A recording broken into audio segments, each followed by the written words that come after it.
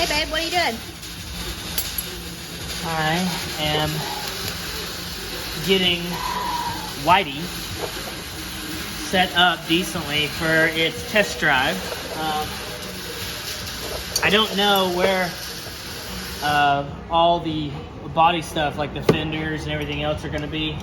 And these are the stock fenders, so they're definitely not going to fit these 38s. So I'm just trying to set up like basic bump stops for now that we had laying around the shop. So I put these Terraflex bump stops on because I don't really know where I want to set it yet, how high I want the axle to go.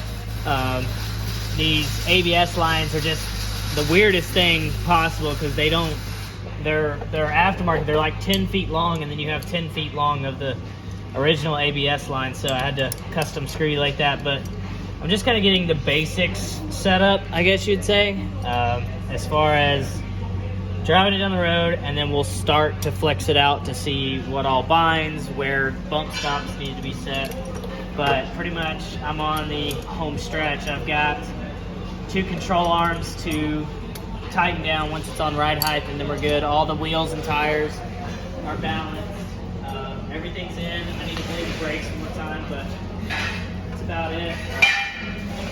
Speaking of Whitey, show everybody the new sticker, the new name. Betty White is out because Betty White has been like overly done so much, so we named it Whitey.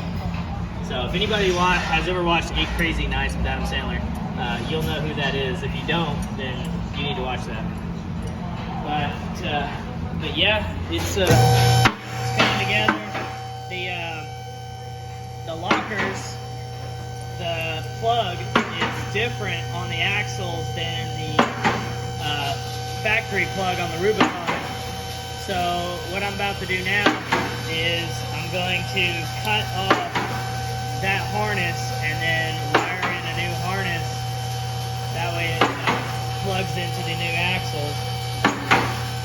I'll show you here in a second. So on the axles, these plugs are not the same as the original plugs. They don't work. So these axles come with a whole new harness. So I'm just gonna cut it up here and wire it up, and that way they're in there. But other than that, I mean, they're in there. The only thing I can't do right now is align it. So that is kind of a problem. But because my alignment machine is in pieces, somebody, Hunter, wink wink, but I know a guy who can help us out on that. But drive shaft should be here in just a little bit, and once that's in, once the drive shafts are in, I mean, we're pretty much done. We can take it for its first test drive.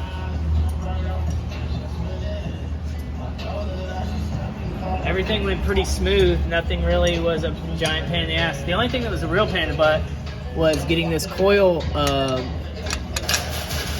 catch on it. That was kind of a pain in the butt because you couldn't get a socket on it. I don't know where it is. There it is. Getting that on and getting a socket on the head of that nut, that would suck. And then just having to do, this stuff and the rear ABS stuff.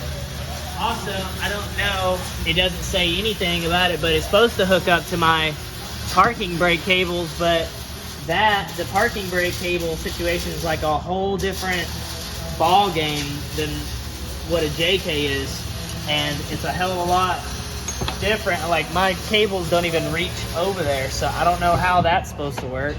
So, I mean, it's cool, it's good, it's awesome, but is it really worth, $16,000? That's hard to say so far. That's hard. It's hard to say. It's hard to say. What are you doing? Just answering calls and working a shop. Okay. Well, let everybody see your happy face. Smile. Smile at the camera. Here, I'll videotape you. Hi. What else we got going on over here? Got Vince's. Yes, Vince is there. And Colt welding. And Are you excited for Whitey and Karen to go wheeling together? I am. Do you think my Jeep will outwheel your Jeep? I think I may like technically already outrolled you because I rolled mine. Woo! Goodness. If you ain't rolling, you ain't wheeling. Wow. Alright.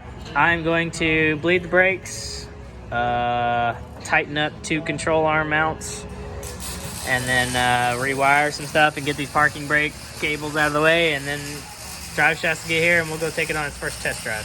What do you think? You want to drive it? I want to drive it. I want to see what it does, or how it like feels, because these JKs, they don't have hubs, which is really a big thing. You know, these locking hubs, they're able to allow the front to spin freely. So that's going to be really cool to see how that feels on JKs. And then these massive brakes. Look at my hand compared to these brakes. They're stupid. So being able to stop is going to be awesome. The last piece of the puzzle has come in. So let's check out and see what we got. The last piece of the puzzle. Well, to get it moving, and then we'll do some more stuff to it. Did somebody leave my window down? No. Okay, I was about to say. I was about to be mad. But anyways, check these things out. 1350s. Splicer.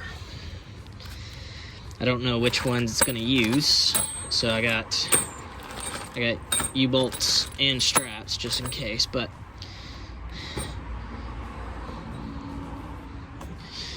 yokes for the transfer case. The axles already came with yokes, so watch all. But check, got these for the transfer case. Those will go through there, which will connect to here in the backside. But check these monsters out.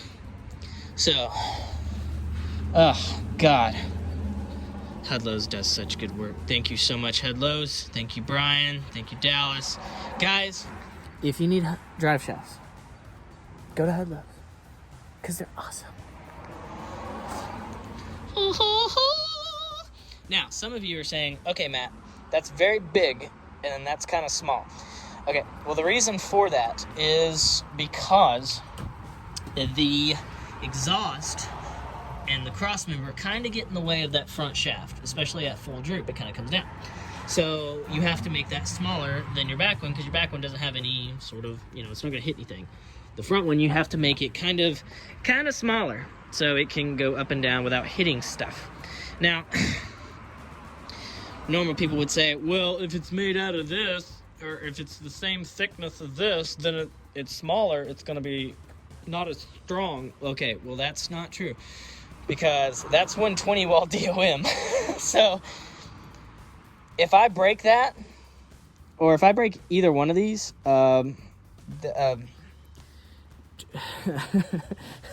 trying is not the, I don't know what the word would be. Like, I have earned it if I break either one of these guys. These things are monstrosities.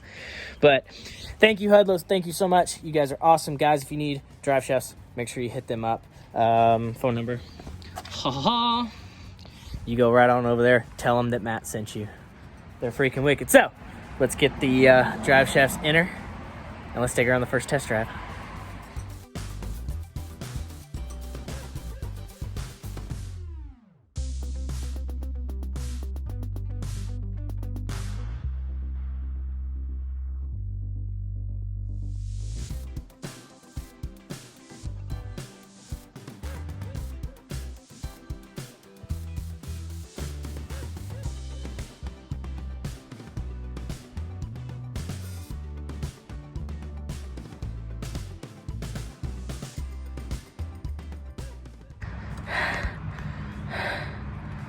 There we go. Yeah, she's in. So now we just need to get a wrench and put all this on. But let's go ahead and deal with the front.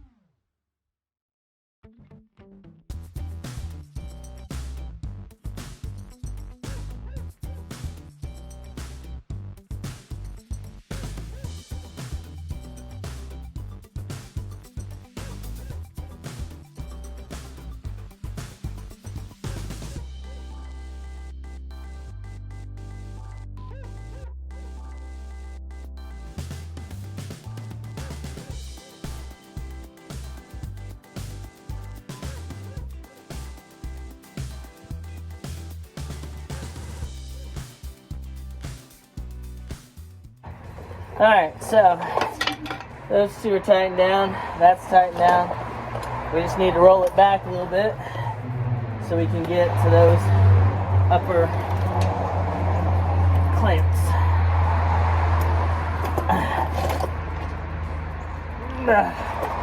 Okay, there we go.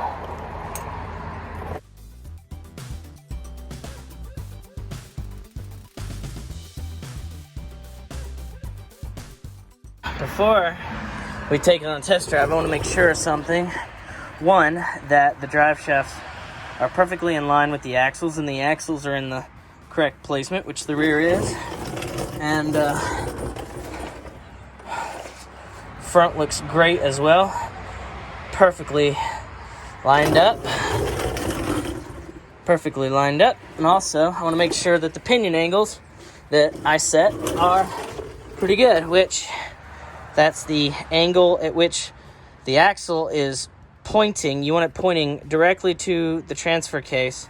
So you want this drive shaft to be as perfectly even as possible, which it looks just a hair off. It looks just a hair low, but that's okay. You can have just a hair low. We'll grab an angle finder here in a minute and make sure. Rear, really, there's not really you can't really put it directly in line with the transfer case because you have to have caster. Caster meaning the rotation of the front axle.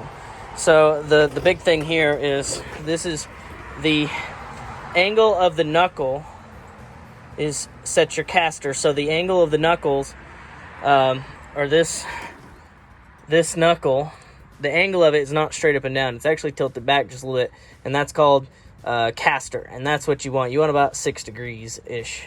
So I can't really set this guy in line with the transfer case because the caster will go all the way to 0 or positive, and it'll drive all over the place. So right now we've got good caster, and it actually is a really good alignment because of the rotated assembly. This assembly is a high pinion, so the pinion that on a low pinion would come out like right here, and then you'd have some crazy ass angle.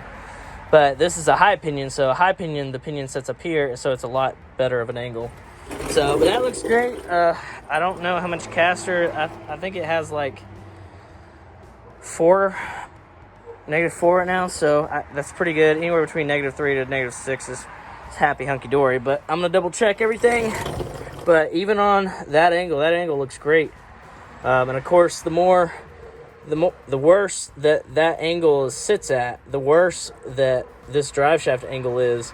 Like if this was coming here, but I had a low pinion, this